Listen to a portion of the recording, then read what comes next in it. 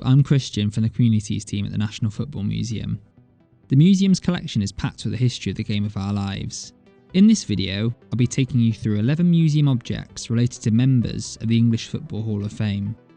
Our first object is this England shirt worn by Sue Lopez. Lopez was a trailblazer for women's football in England and won the Women's FA Cup an impressive 8 times with Southampton, alongside 22 caps for the national side. Sue was also one of the first English women's players to play abroad when she joined Roma and was inducted into the National Football Museum's Hall of Fame in 2004. From one trailblazer to another, our second object is this plaque depicting the world's first black professional footballer, Arthur Wharton.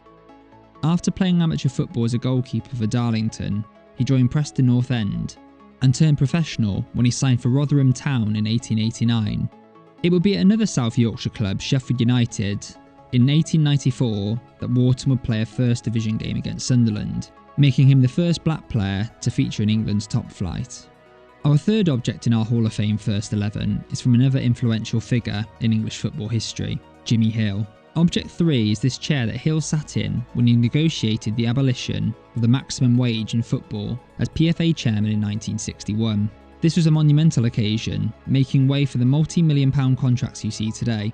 Jimmy Hill made an impact as a footballer, manager, club chairman, administrator, broadcaster, and even memorably as a linesman in an Arsenal game at Highbury in 1972. Hill was inducted into the museum's Hall of Fame in the Special Achievement category in 2010. From the same era as Jimmy, our fourth object is this Blackpool shirt worn by England legend Sir Stanley Matthews.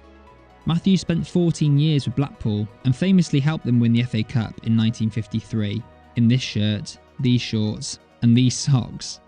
Regarded as one of the greatest players ever in English football, he's the only player to have been knighted during his career and even kept fit enough to play at the top level until he was 50 years old.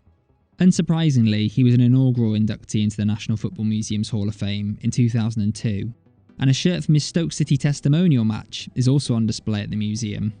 Next is a relatively new object for the museum. Object 5 is this statue of Hall of Famer and pioneer Lily Parr. Parr was the first female footballer in the UK to be honoured with a statue, unveiled in 2019. Across her 30-year playing career, she reportedly scored over 900 goals for Preston's famous Dick Kerr ladies. The statue is now part of a wider display on Lily's career and the success of Dick Kerr ladies during the First World War and throughout the 1920s and 30s. Our sixth object is this England cap belonging to Steve Johnson, inducted into the English Football Hall of Fame in 2008. Like the iconic Pelé, inspirational amputee footballer Johnson won the World Cup on 3 occasions and won 3 World Amputee Footballer of the Year awards, alongside claiming 130 England caps. Shifting from football caps to boots, Object 7 are the first football boots of one Hall of Famer, George Best. These boots were given to Best by his parents when he joined his first football team as a youth. Creatively, Best then painted the details of the games that he scored goals in on the sides in white paint. He brought the boots across with him to Manchester when he joined Manchester United in 1961, and they're now on display at our museum. Object number 8 is from another Manchester United legend, this time representing his performances at international level. The match ball awarded to Paul Scholes following his hat-trick against Poland in a Euro 2000 qualifier. The game finished 3-1, and Scholes' shirt from the tie also features in the museum's collection. England's form in this qualifying campaign didn't continue, however, and they had to rely on the qualifying playoffs. Scholes again scoring both goals as England beat Scotland 2-1 on aggregate. He was inducted into the National Football Museum's Hall of Fame in 2008. Our ninth object represents a player inducted into the Hall of Fame more recently, in 2019. A maquette of a statue celebrating West Brom's 3 trailblazing black footballers, Brendan Batson, Cyril Regis and Laurie Cunningham, the 3 degrees. Racism from the terrace was common when these 3 starred for the Baggies in the 1970s, and their football ability defied those who discriminated against them.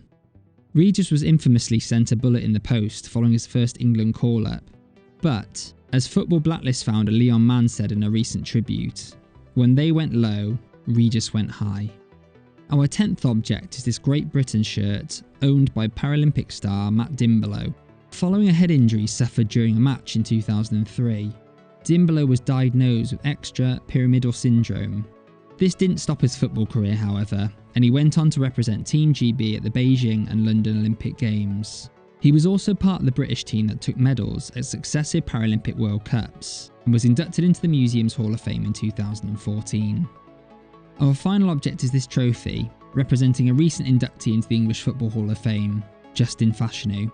Fashanu starred for Norwich City, Nottingham Forest and Notts County, and in 1990 became the first professional footballer in England to come out as gay. Now seen as a true pioneer, he featured in the Pink Paper's Top 500 Lesbian and Gay Heroes and was inducted into our Hall of Fame in February 2020. So that's our list of 11 objects related to English Football Hall of Famers. But which Hall of Famers and objects would you pick? Let us know in the comments. Find these and thousands of other objects on our online collection at nationalfootballmuseum.com. Thanks a lot for watching. Drop us a like and subscribe for more football history content.